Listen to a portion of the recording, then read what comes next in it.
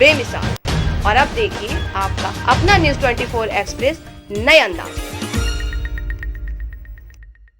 नमस्कार, आप देख रहे हैं न्यूज़ 24 एक्सप्रेस और मैं हूं नेहा परिहार आपके साथ। आइए रुक करते हैं आज के मुख्य खबरों की ओर। भागलपुर जाति आधारित जनगणना को लेकर बिहार विधानमंडल दल के नेता भागलपुर विधायक अजीत शर्मा ने मुख्यमंत्री नीतीश कुमार पर तंज कसते हुए कहा कि आखिर जाति आधारित जनगणना क्यों नहीं होने देना चाहते। मीडिया से बात करते हुए बिहार विधानमंडल दल के नेता भागलपुर विधायक अजीत शर्मा ने कहा कि सबको पता है कि जाति आधारित जनगणना होना चाहिए। जाति आधारित जनगणना पे सबको पता है कि पूरे सदन, चाहे कोई भी राजनीतिक पार्टी हो, भारतीय जनता पार्टी हो, जदयू हो, कांग्रेस हो, राजद हो, माले हो, सीपीआई, सभी लोगों ने सदन में सर्वसम्मति से पारित किया कि बिहार में जाति आधारित जनगणना होना चाहिए। उसके बाद डेलीगेशन हम लोग आदरणीय प्रधानमंत्री जी से मिले, माननीय मुख्यमंत्री के नेतृत्व में, वहां से भी कोई आश्वासन नहीं मिला। लेकिन आपको बता दें, जाति आधारित जनगणना बिहार में होना चाहिए। मैं माननीय मुख्यमंत्री से आग्रह कर रहा हूं, आप रुक क्यों रहे हैं? फिर से डेलीगेशन जब हम लोग पटना में मिले थे, जब विधानसभा का सत्र चल रहा था, तो उन्होंने कहा था कि हम लोग सर्वदलीय बैठक बुलाएंगे। अब सर्वदलीय बैठक में भारतीय जनता पार्टी नहीं आ रही है, तो इनको तो निर्णय लेना होगा, क्योंकि जाति आधारित जनगणना कराना बहुत जरूरी है। क्योंकि आपने देखा है कि यहाँ की गरीबी 52% से नीचे है, नीति आयोग का भी रिपोर्ट है। इसलिए इस स्तर पर आप जैसे कि आप कराइए, हम लोग कांग्रेस पार्टी, राजद भी कह चुके हैं कि हम लोग साथ है, कांग्रेस पार्टी भी जाति आधारित जनगणना पे आपके साथ है। यूपी के बुंदेलखंड शहर में भी बालों पर थूकने वाले जावेद हबीब के खिलाफ लोगों का गुस्सा थमने का नाम नहीं ले रहा। जावेद हबीब के खिलाफ हिंदू रक्षा दल के गुस्साए कार्यकर्ताओं ने जावेद हबीब का पुतला फूका और मुर्दाबाद के नारे लगाए। मुजफ्फरनगर में बड़ौत की महिला के बालों पर थूकने वाले जावेद हबीब के खिलाफ हिंदू संगठन में गुस्सा है। जय श्री राम। मैं राकेश सिसोदिया, प्रदेश उपाध्यक्ष हिंदू रक्षा दल संगठन से। मैं बहुत दिनों से देख रहा हूं कि लगातार कोई ना कोई वीडियो वायरल हो रही है। जावेद हबीब नामक एक व्यक्ति जो हिंदू महिलाओं के जहां पर मांग भरी जाती है, जहां पर पति के लिए लंबी उम्र के लिए मांग भरते हैं, उस जगह पर थूकते हुए की कई सारी वीडियो उसकी वायरल हुई हैं। ये जिहादी मानसिकता वाले व्यक्ति हैं। एक जिहाद चला है, अभी रोटियों पे थूक लगाते हैं, वो चलो हम ठीक है, हम बोलते हैं पढ़े लिखे नहीं हैं, लेकिन ये व्यक्ति पढ़ा लिखा होने के बाद भी ये बहन बेटियों के मांग में थूक रहा है। इसका मैं पूर्ण रूप से विरोध करता हूँ। इस ऐसे जिहादी मानसिकता वाले लोगों को कड़ी से कड़ी कार्रवाई हो, नहीं तो हम पूरे भारत में कहीं भी अगर जावेद हबीब का कोई सैलून होगा, उसमें हम आग लगा देंगे। सीधा छोड़ेंगे नहीं इसको, जिहादी मानसिकता वाले व्यक्ति को। आलौट विक्रमगढ़ स्थित बाबा रामदेव मंदिर पर आरती के बाद दो पक्षों में विवाद बढ़ गया, जिसके बाद मस्जिद के पास स्थित व्यावसायिक संस्थानों में तोड़फोड़ कर दी गई। साथ ही उसी दौरान विक्रमगढ़ होकर गुजरने वाले इन लोगों पर अलग अलग मारपीट की गई, जिसके बाद क्षेत्र में तनाव फैल गया। आज जो विक्रमगढ़ में घटना हुई है, कुछ शरारती तत्वों द्वारा तोड़फोड़ की गई है, मारपीट की गई है। इसमें वैधानिक कार्रवाई अभी की जा चुकी है, एफआईआर की जा चुकी है। जितने भी नाम आए हैं उन पे कठोर से कठोर कार्रवाई की जाएगी। और मेरी अपील है सभी लोगों से कि कोई भी अफवाहों पे ध्यान न दें, भीड़ एकत्रित करना या अन्य मैसेजेस करना नहीं करें, ताकि कोई भी लोक शांति यदि भंग होती है तो उसके लिए वो भी जिम्मेदार रहेंगे और उन पे भी कठोर से कठोर कार्रवाई की जाएगी। अभी सब शांति है, तो लोगों से अपील है किसी भी अफवाह पे ध्यान न दें। आलौट नगर स्थित ऊपर टोली निवासी भैरूलाल पिता गोविंदा उम्र 24 वर्ष जाति तेली द्वारा आलौट नगर के धान मंडी के पीछे अपने खेत पर बबूल के पेड़ पर रस्सी का फंदा बनाकर फांसी लगा ली। सूचना मिलने पर पुलिस मौके पर पहुंची और मृतक व्यक्ति के शव को आलौट हॉस्पिटल लाया गया। छत्तीसगढ़ आयुर्विज्ञान संस्था CIMS के वायरोलॉजी लैब में 5 RT-PCR मशीनें हैं, जिसमें 3 मशीनें चालू हैं। वहीं 2 मशीनें स्टाफ की कमी के चलते बंद पड़ी हैं, जिसकी वजह से यहां लैब में जांच प्रभावित हो रही। दरअसल ये बात उस वक्त सामने आई जब दैनिक भास्कर ने वायरोलॉजी लैब में कोरोना संक्रमित स्टाफ मिलने व जांच प्रभावित होने की खबर प्रकाशित की थी। इस पर हम कब तक अच्छी तरह से नियंत्रण कर लेंगे अपने जिले में?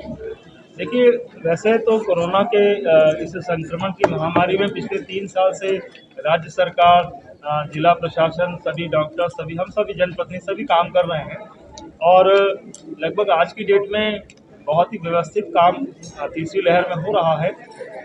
अधिकारियों ने जानकारी दी है कि लगभग 1650 लोग जो है वो संक्रमित हुए हैं अभी तक, जो कि अधिकतम होम आइसोलेशन में हैं और उसमें क्रिटिकल स्थिति में अभी कोई भी नहीं है। और इसमें इन 1650 में एक चिंताजनक आंकड़ा जो है वो ये है कि 150 बच्चे हैं इसमें, जो कि किस उम्र के हैं ये देखने की बात है। अलग अलग उम्र के बच्चे हैं, क्योंकि तो जिनका वैक्सीनेशन होना है या नहीं हुआ है तो उनका जल्दी से जल्दी करवाया जाए। और साथ ही साथ home isolation team, testing team, tracing team, जो उनको मेडिकल टीम एक है जो उनको दवाइयाँ देती है, वो वाली टीम, वैक्सीनेशन कितना हुआ है, कितने लोगों की हमारे पास होम आइसोलेशन टीम ने क्या क्या डाटा इकट्ठा किया हुआ है, मरीजों की देखभाल कैसे की जा रही है, उनका ध्यान कैसे रखा जा रहा है, उनका सारा डेटा, उनकी सारी रिपोर्ट ली जा रही है कि नहीं ली जा रही है, उनसे डॉक्टर बात कर रहा है कि नहीं कर रहा है, कैसे हम ज़्यादा से ज़्यादा लोगों को सुविधा दे सकें। साथ ही साथ दूसरी बात, स्वास्थ्य कर्मचारी तो पॉजिटिव आएंगे, तो पेशेंट के कॉन्टेक्ट में आएंगे तो पॉजिटिव आएंगे, है ना। तो हमें हिदायत वही है कि कंट्रोल कैसे कंट्रोल करना, मतलब उसको ये करें हम, जो पॉजिटिव आ गए उनको अलग करने हम, और बाकी के जो है पेशेंट स्टाफ वो भी हिदायत बरतें, सावधानी बरतें, ताकि हम और पेशेंट ना आ सके, क्योंकि हमें तो पेशेंट को ट्रीट करना है ना, तो हमें वो पॉजिटिव से बचना, मतलब कोरोना से बचना पड़ेगा, जो बहुत जरूरी है। सर कहीं ना कहीं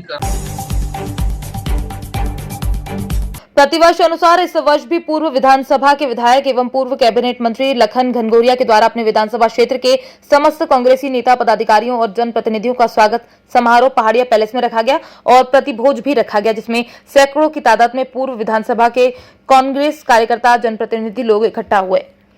विचारधारा को हमारा कार्यकर्ता सिर्फ विचारधारा को न समझे, बल्कि गौरवशाली इतिहास को भी समझे। हमारे बुजुर्गों ने कितनी कुर्बानियाँ दी हैं इस देश की आज़ादी के लिए, और देश की एकता, आज़ादी के बाद भी देश की एकता, अखंडता और सार्वभौमिकता को बनाए रखने के लिए कितनी कुर्बानी दी। एक नहीं, तीन गांधी ने आज़ादी के बाद इस देश के लिए शहादत दी, चाहे वो राष्ट्रपिता महात्मा गांधी हो, चाहे राष्ट्र नेत्री श्रीमती इंदिरा गांधी हो, और चाहे युग पुरुष राजीव गांधी। इन 3 गांधियों ने शहादत दी है इस देश की एकता, अखंडता की। आज कुछ ढोंगी प्रपंची लोग गांधी परिवार के ऊपर उंगली उठाते हैं, कांग्रेस की विचारधारा को कटघरे में खड़ा करने की प्रयास करते हैं, अपने ढोंग और प्रपंच के बलबूते पे, अपनी सत्ता के संसाधनों के बलबूते पे। लेकिन ये वो कांग्रेस का कार्यकर्ता है जो अपनी गौरवशाली विरासत को बनाए रखने के लिए संघर्ष कर रहा है। इसलिए आज उन सबका हमने सम्मान भी किया है।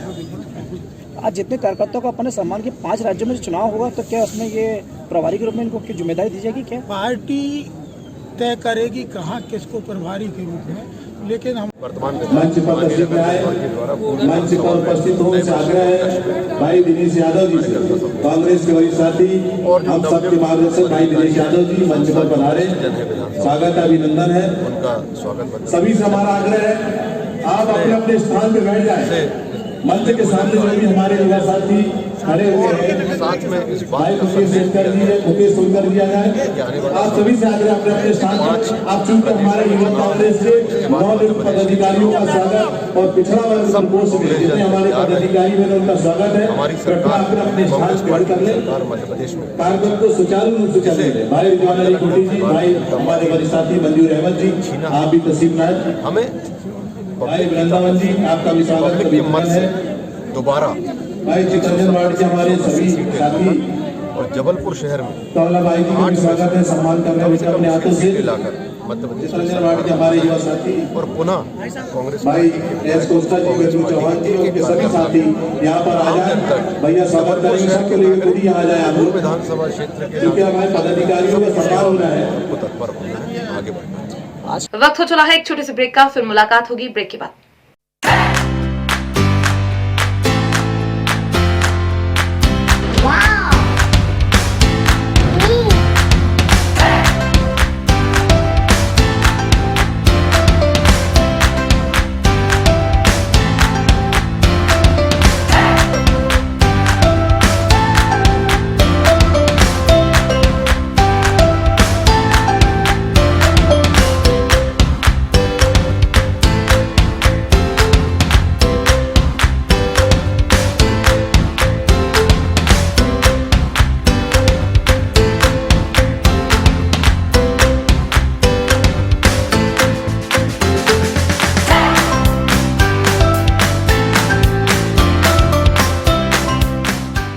ब्रेक के बाद एक बार फिर आप सभी का स्वागत है। आइए बढ़ते हैं अगली खबर की ओर। जशपुर जिले के बगीचा विकासखंड अंतर्गत तहसील सन्ना के सुदूर वनांचल गांव खखरा क्षेत्र के लोगों के लिए कल का दिन काफी खुशगवार गुजरा। कारण उनके बीच आए हुए थे जिले के नामी समाजसेवी रिपब्लिकन पार्टी ऑफ इंडिया के छत्तीसगढ़ प्रदेश अध्यक्ष श्री विजय प्रसाद गुप्ता और खखरा क्षेत्र की जनता के चहेते पाट क्षेत्र के दिग्गज युवा नेता, गरीबों के सुख दुख में हमेशा साथ खड़े रहने वाले समाजसेवी जनपद सदस्य विपिन सिंह।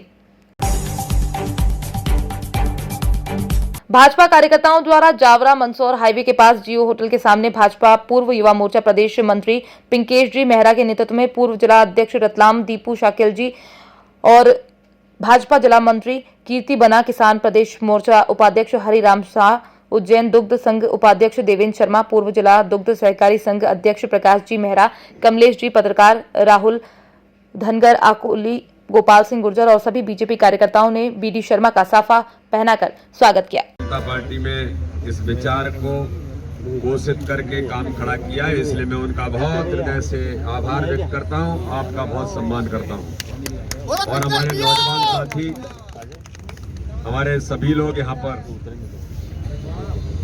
आज एकत्रित हुए, मैं आप सब लोगों से अनुरोध करना चाहता हूं कि ये जो वर्ष भारतीय जनता पार्टी का संगठन काम के विस्तार और काम के सुदृढ़ीकरण के लिए हम लोग संकल्पित होकर काम कर रहे हैं।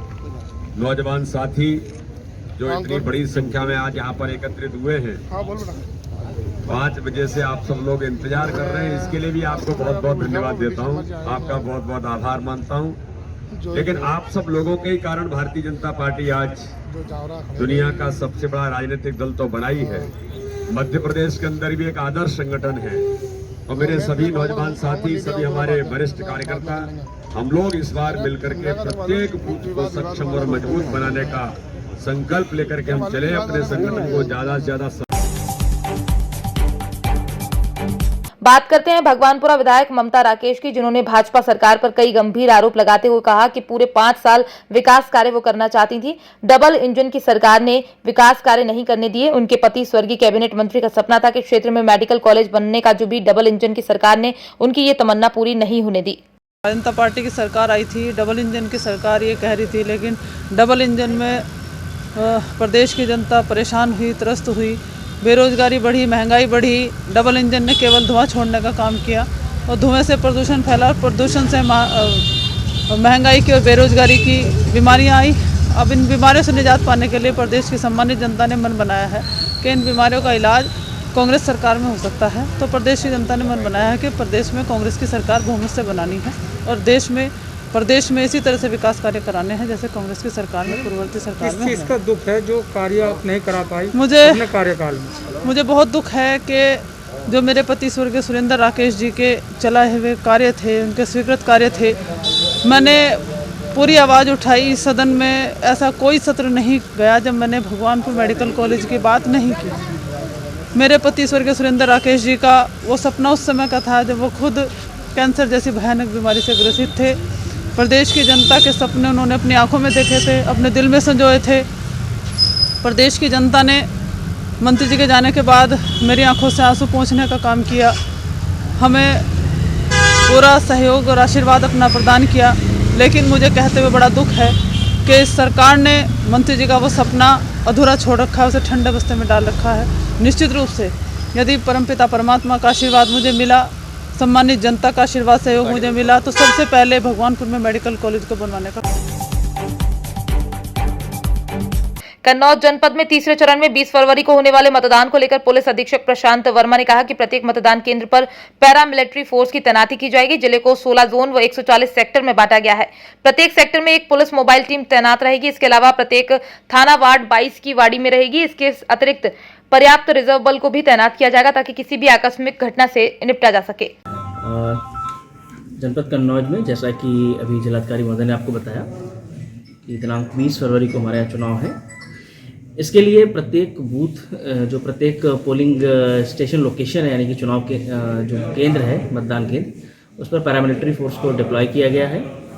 इसके अतिरिक्त जो हमारा पूरा जनपद है उसको 16 जोन और 140 सेक्टर में बांटा है, जिसमें प्रत्येक सेक्टर में एक पुलिस मोबाइल अलग से रहेगी। इसके अतिरिक्त जो हमारे थाना क्षेत्र है, प्रत्येक थाना क्षेत्र में 2-2 QRT प्रति थानावार, यानी टोटल 18 QRT भी रहेंगी।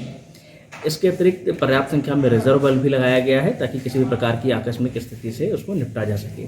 इसके अलावा बड़े पैमाने पर लोगों को चिन्हित किया जा रहा है जिन्होंने या तो पिछले दौरान कोई हिंसक कार्रवाई की है या किसी हिंसा में शामिल रहे हैं या इनसे पूर्व में किसी प्रकार का उन्होंने कोई चुनाव संबंधी कोई अपराध किया है। ऐसे लोगों को चिन्हित कर उनके विरुद्ध कार्रवाई की जा रही है।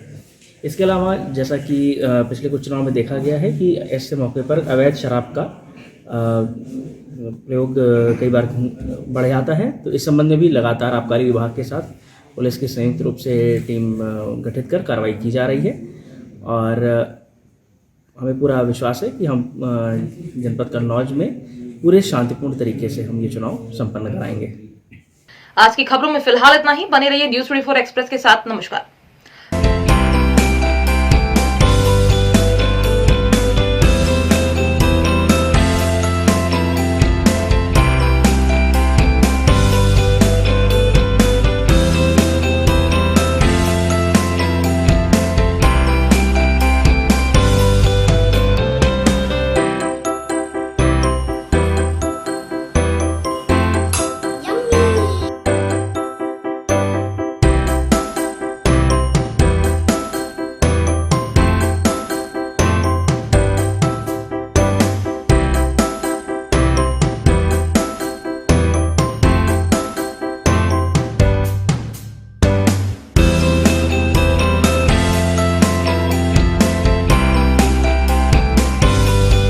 एक्सप्रेस के 2 साल बेमिसाल। और अब देखिए आपका अपना न्यूज़ 24 एक्सप्रेस नए अंदाज।